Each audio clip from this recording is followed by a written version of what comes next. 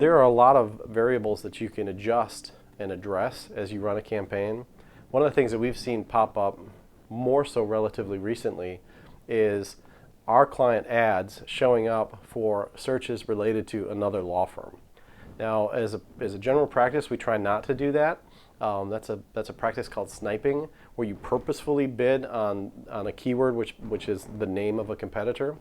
We don't usually do that for our clients, but we've seen that sometimes Google is recognizing the intent of the searcher and that they're looking for example, a personal injury lawyer, and then they're populating our client's ad on a competitor's site because Google thinks, well, I know they're looking for a personal injury lawyer, or some sort of logic like that.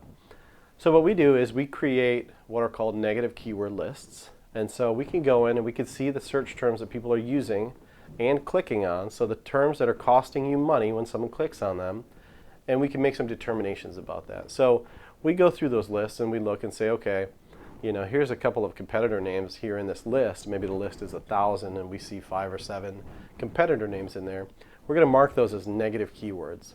And what that tells Google is, when someone does this search, don't show our ad.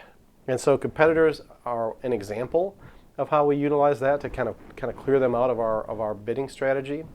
But you'll see other things too, that you can read the search term and you can recognize that the intent of that user was not to find you or the services that you provide. We want to use pay-per-click and search closer towards that transactional part of someone choosing to hire you, not necessarily at the earlier stage where they're just doing some research. We want organic search to kind of cover that ground. We want paid search to result in conversions. So we'll look through that list for competitors, but also for terms that indicate that the user is maybe curious, maybe they're a law student, maybe they just had a question and you happen to have an answer to that. We want to mark those as negative keywords so that Google knows that we don't want to bid on those keywords in particular, and then use that to inform the rest of our bidding strategy.